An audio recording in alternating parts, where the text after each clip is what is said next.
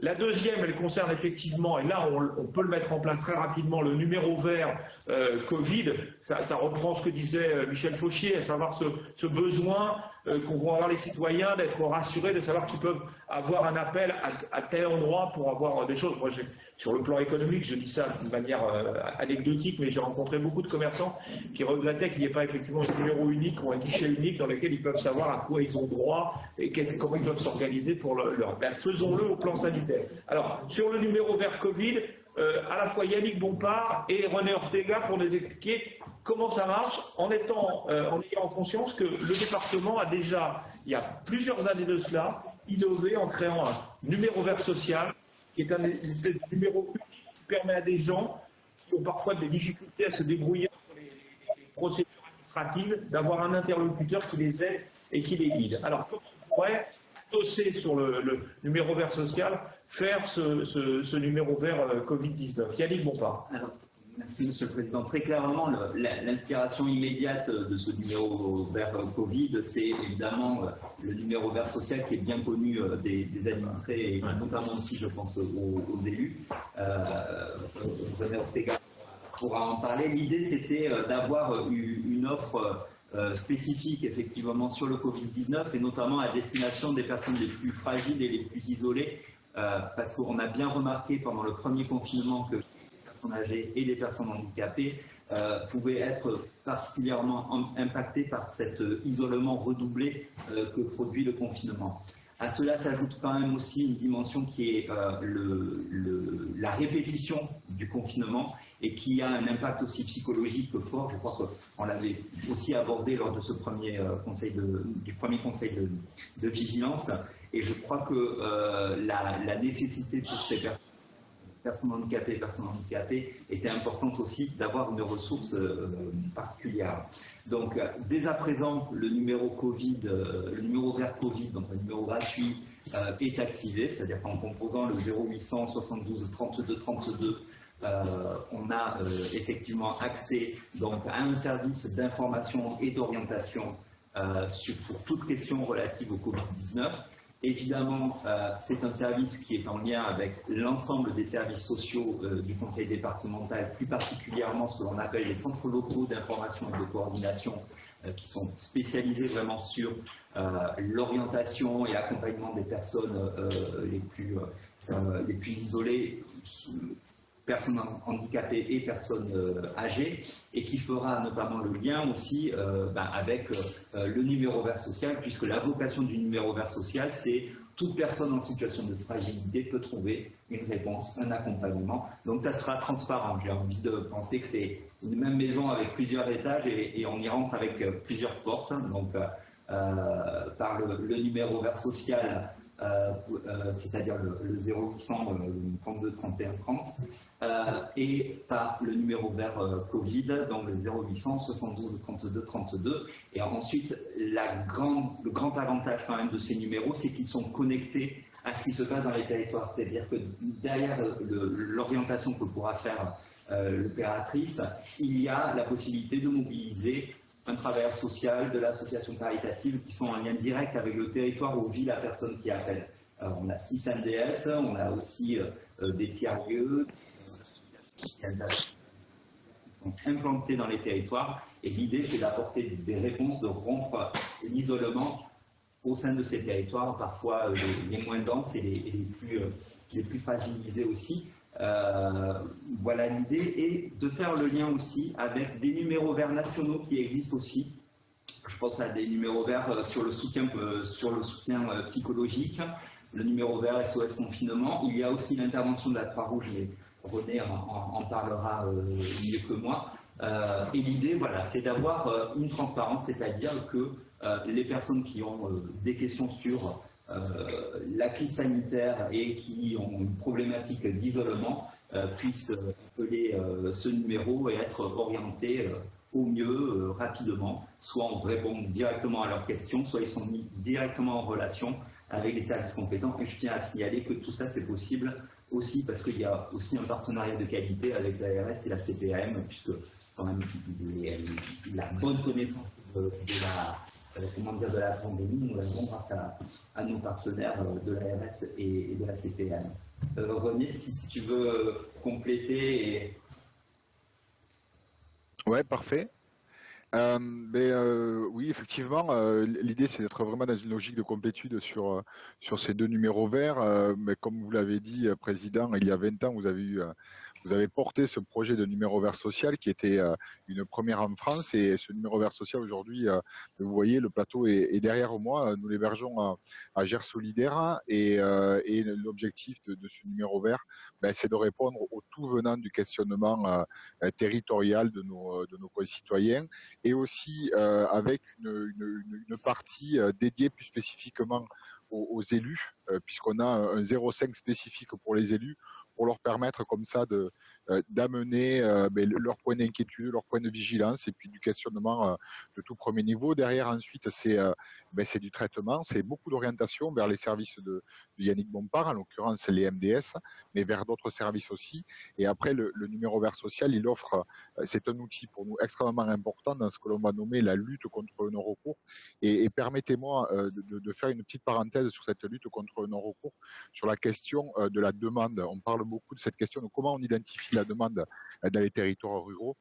C'est un sujet particulièrement complexe, et la question de la connexion aussi entre les politiques publiques, les politiques de santé publique et la capacité d'adaptabilité de ces politiques aux territoires ruraux, moi je crois que ça passe aussi par le volontarisme et la capacité d'aller vers déjà, c'est-à-dire de déplacer cette volonté vers ces territoires auprès des élus qui sont quand même le premier des moteurs qui portent cette motricité de l'intention, parce qu'autrement on a des gens qui sont vraiment dans de la non-demande aussi permanente, ce qui caractérise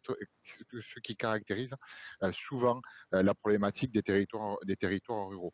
Donc le numéro vert social, je ferme cette parenthèse, mais comme on travaille bien ensemble, voilà, ça fonctionnera. Une des caractéristiques aussi du numéro vert, c'est que dans le cadre de la première phase de confinement, ça nous a permis d'appeler toutes les mairies de moins de 1000 habitants, les services d'aide à domicile, et surtout de contacter 400 personnes pour ce qu'on appelle des appels de courtoisie, qui ont généré, je crois, environ 1200 ou 1500 appels sur la première phase. Et là, sur la seconde phase, qui n'a pas tout à fait les mêmes caractéristiques, on est reparti dans cette démarche-là, mais avec une intensité sensiblement moindre. Environ une grosse trentaine d'appels par jour. Les appels concernant le Covid représentent entre 10 et 15% de nos appels, mais je pense qu'une fois de plus, la démarche de communication que vous allez initier sur ce numéro vert Covid va générer de facto de la réponse et de la demande. C'est là où souvent la question de l'offre et de la demande est en corrélation, c'est-à-dire que quand il y a l'offre de service et que la communication est bien ordonnancée, et bien à côté de ça, il y a la demande, c'est ce que le système commercial et économique connaît très très bien d'ailleurs. Et nous, on sera là, on est là déjà avec les services de M. Bompard, on est là déjà avec tous les partenaires et toutes les associations caritatives pour pouvoir répondre à tous ces besoins d'information, de communication, d'orientation pour n'oublier personne sur nos territoires ruraux. Et la téléphonie est quand même un facteur aussi à prendre en compte sur la question de la discrétion et du fait qu'aussi les gens souvent ont un peu de mal à se présenter dans des services, et ça permet d'avoir comme ça une forme d'invisibilité dans la rencontre avec le public. René, juste interrompre une seconde, simplement pour dire qu'effectivement, un des principes de nos numéros verts, soit le numéro vert social ou le numéro Covid, c'est l'anonymat, pour que ce ne soit pas. J'ai une question, René et Yannick, que je peux vous poser parce qu'elle est posée par Karine, qui nous suit sur le Facebook Live et qui nous dit « Mes enfants témoignent de stress ou d'angoisse en allant à l'école. Est-ce que le numéro vert Covid peut m'aider ou les accompagner psychologiquement ?» La question, ce sera de savoir effectivement si on met dans la réponse du numéro vert nos psychologues qui pourraient éventuellement intervenir. L'aspect psychologique est absolument fondamental dans la crise que nous connaissons aujourd'hui, et les réponses de cette nature-là sont importantes. Donc est-ce qu'on pourrait imaginer qu'au 0800 72 32 32, puisque ce numéro-là Il est aujourd'hui, au moment où je vous parle, opérationnel. Est-ce qu'on pourrait avoir des réponses psychologiques le cas échéant? Oui, dans le cadre notamment des missions de la direction enfance-famille, il y a un soutien à la parentalité et notamment le domaine du soutien psychologique existe et nous avons pour le coup, alors là, 3 psychologues spécialisés dans le domaine de l'enfance et qui pourront tout à fait entrer en relation avec cette personne. Voilà. Et ensuite, il y a aussi les outils nationaux, puisqu'il y a une ligne dédiée aussi à la détresse psychologique. Donc, on peut aussi avoir, en fonction des situations, nous avons aussi pour les personnes, notamment les personnes en insertion ou les adultes vulnérables, on a aussi des professionnels psychologues qui peuvent intervenir. Là, c'est en fonction du profil du demandeur ou de la demandeuse et de ses attentes. René, un complément, je signale que ce numéro vert Covid, il est déjà sur les réseaux sociaux et nous allons faire une campagne de communication dans les jours qui viennent pour le populariser de façon à ce que les gens connaissent ce numéro d'appel. René, un complément? Ouais, mais nous sur ce type même de questions, il y a, à mon sens, plusieurs niveaux de possibilités de réponse. D'abord, il y a une écoute et une analyse de quelle est exactement la qualité du besoin exprimé par la personne. Soit on est sur un premier niveau et à ce moment-là, nous, on a des bénévoles dans plusieurs associations caritatives qui peuvent très rapidement et en réactivité, des bénévoles diplômés psychologues, qui peuvent très rapidement faire ce job de proximité et d'accompagnement. Et ensuite, comme l'a dit Yannick, si on est vraiment dans une étape, j'ai envie de dire, un peu plus forte, un peu plus nécessitant d'autres types de moyens, à ce moment-là, il peut y avoir une orientation, bien évidemment, vers les services de la protection de l'enfance. Voilà.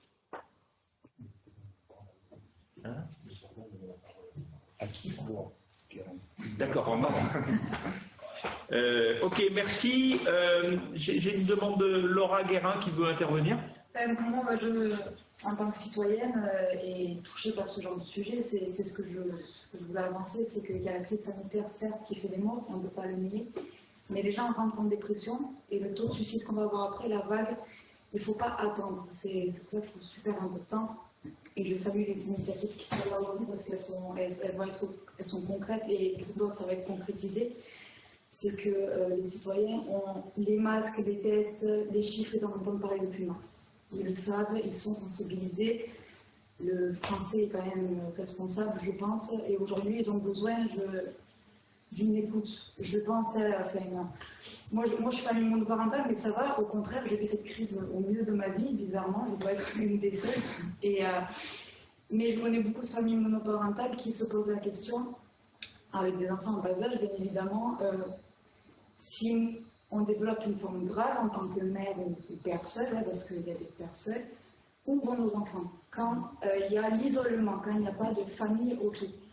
Sachant qu'un placement en famille d'accueil risque d'être fait, mais c'est aussi violent pour l'enfant d'être sorti de sa mère un certain temps. Et c'est un sujet, je pense qu'il va falloir rassurer les familles monoparentales et isolées sur ce sujet-là, en fait.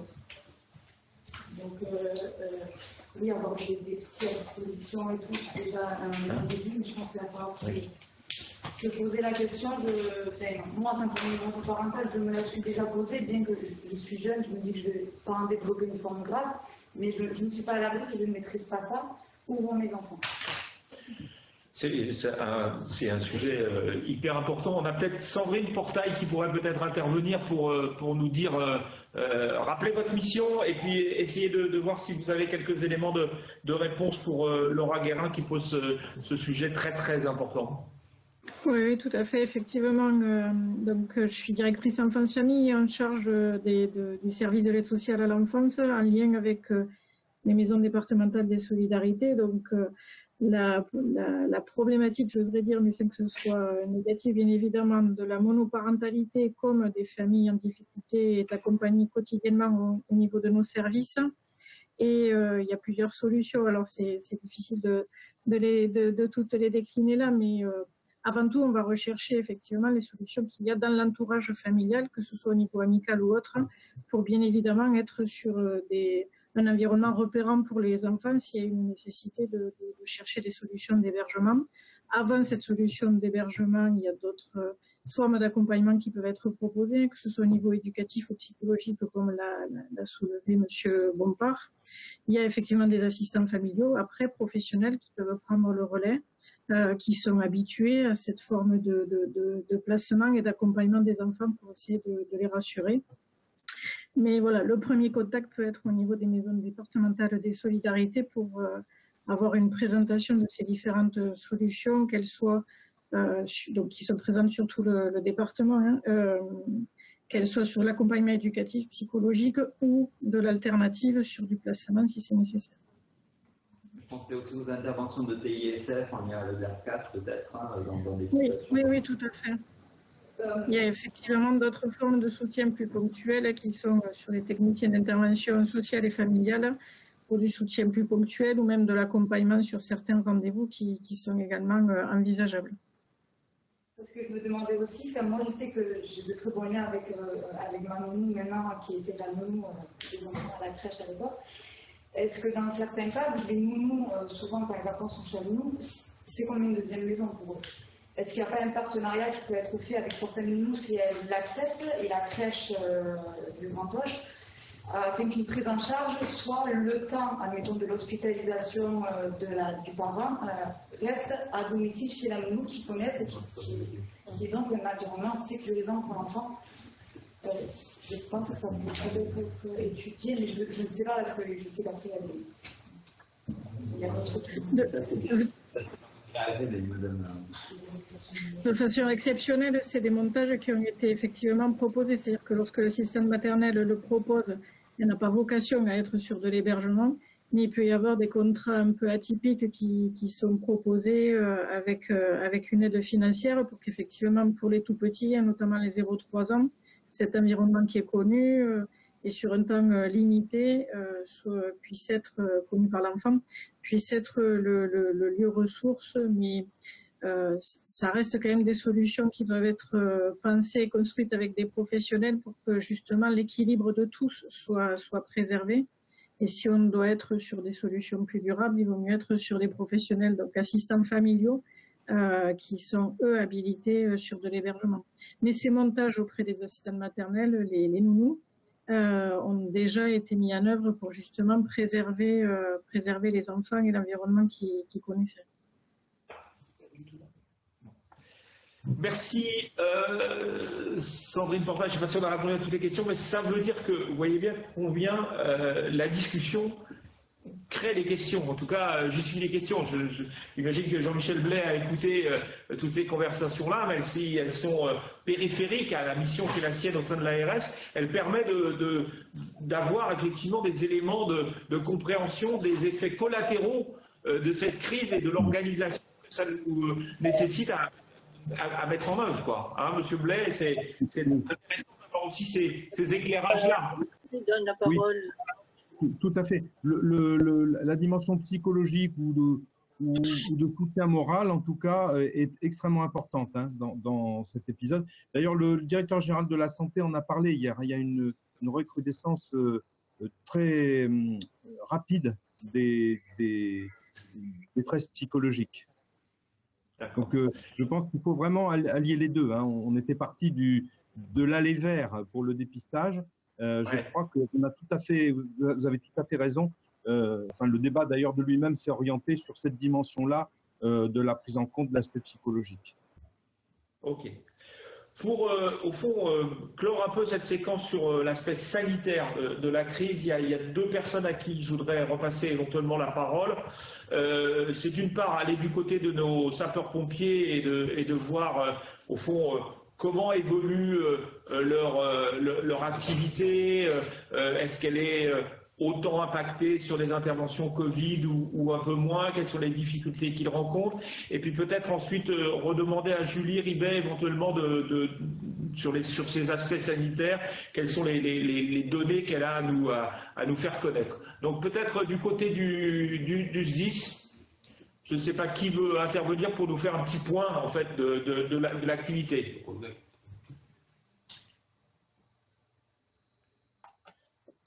Oui, Président. Donc, pour être un peu plus précis, je vais laisser la parole à notre directeur qui a les chiffres affinés et qui va vous donner la situation au sein du SDIS. Et bonjour à tous, Monsieur le Ministre, Monsieur le Président. Donc, depuis le 1er janvier, les sapeurs-pompiers du Gers ont réalisé 10 175 missions de secours au profit de nos concitoyens. Sur ce volume-là, 85% sont des secours à personne, avec globalement pour l'année 2020 une baisse de 11,53% de l'activité opérationnelle. La situation spécifique du Covid nous aura engagé sur 300 missions de secours sur des Covid avérés ou des Covid potentiels, en lien avec nos collègues du SAMU, puisque comme vous le savez tous, nous avons la chance d'être sur une plateforme commune de prise d'appel 15 18 112 au sein du Gers. Nous avons donc pu, de manière optimale et interservice, et je salue Jean-Michel Blais pour l'ensemble des aides mutuelles que nous nous apportons, donner le meilleur service opérationnel à nos concitoyens. Nous avons pu également, au travers de différentes dotations, des dotations d'État, mais également la logistique qui s'organise au niveau zonal, puisque même si nous sommes loin de notre centre zonal qui est Marseille, notre état-major de zone, nous avons toutes les semaines des livraisons d'équipements de protection individuelle, ce qui nous permet là aussi de soutenir les collectivités lorsque le besoin s'en fait sentir, mais également l'ensemble des services. Et comme le disait le directeur territorial de l'ARS, nos moyens sapeurs-pompiers, notamment, sont largement exploités dans des campagnes de dépistage. Mais je rappelle qu'on est hors champ missionnel des sapeurs-pompiers. Là, on est vraiment sur des synergies et c'est sur une entraide à l'échelon départemental entre les services. Bien évidemment, nous mobilisons nos 1300 agents tous les jours. Ils sont, on va dire, à la pointe des dotations en termes de matériel. Ils sont également en capacité, lorsque c'est nécessaire, d'être dépistés. Là également, ça a été très largement répandu. Nous avons pu bénéficier de dotations spécifiques en la matière. Et sous l'autorité de Monsieur le Préfet, eh bien, nous déployons les secours. Aujourd'hui, pas de rupture capacitaire dans nos centres de secours, les 43 centres du département. Quelques situations qui étaient tendues du fait de la positivité de nos sapeurs-pompiers ou de personnes contacts au sein des casernes.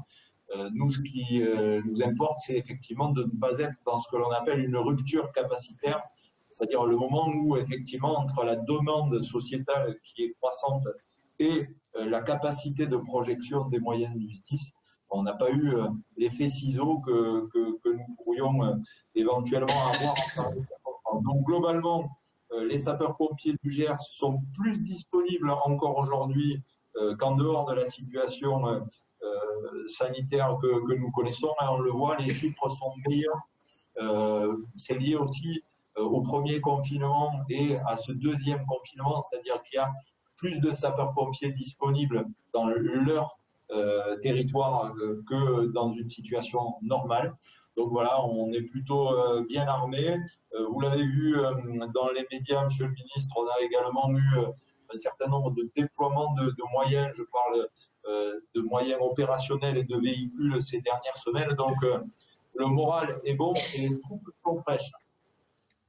Président, ce que je pourrais peut-être ajouter, lorsque vous avez parlé du numéro vert social et du site internet sur le Covid au sein du département du Gers, pour la population, nous avons mis ici en interne un mail dédié au Covid au sein du SDIS, dédié aux agents, aux 1200 sapeurs-pompiers volontaires, pour nous faire remonter des informations.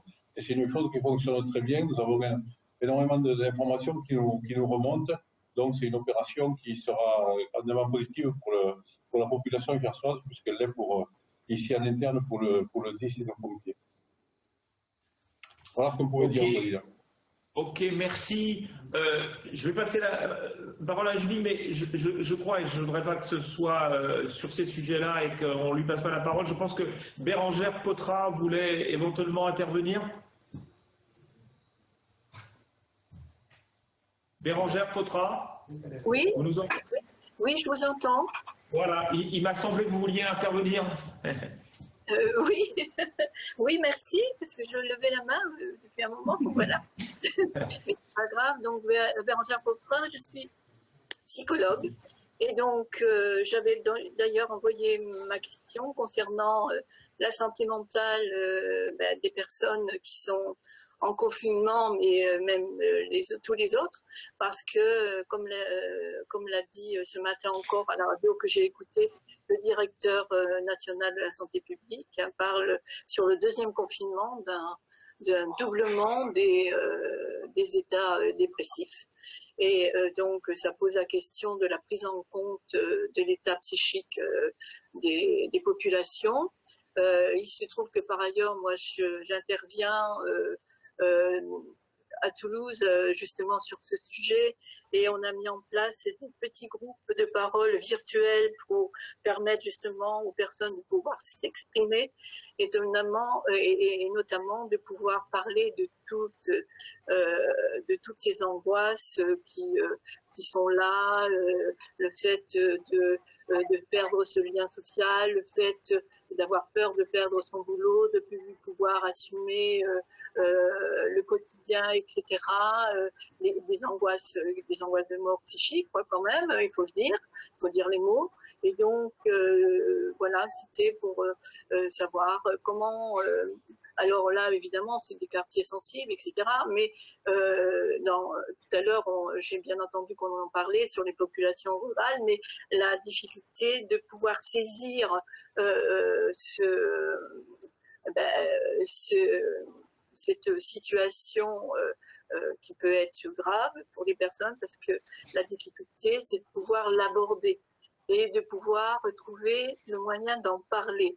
Et que ce soit dans une écoute tout à fait bienveillante, tranquille, sécurisante. Voilà, moi, voilà ce dont je voulais parler. Je ne sais pas, bon, j'ai bien vu qu'il y avait le numéro vert, etc. Mais je pense qu'il faut faire des choses en plus.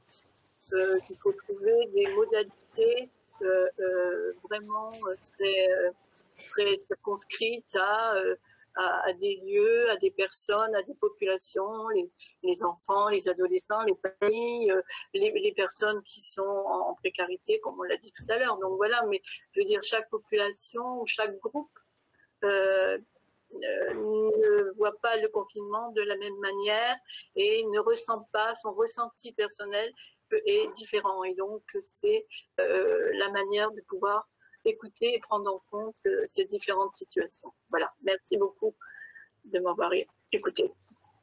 Merci beaucoup, Bérangère Potra, pour cette intervention.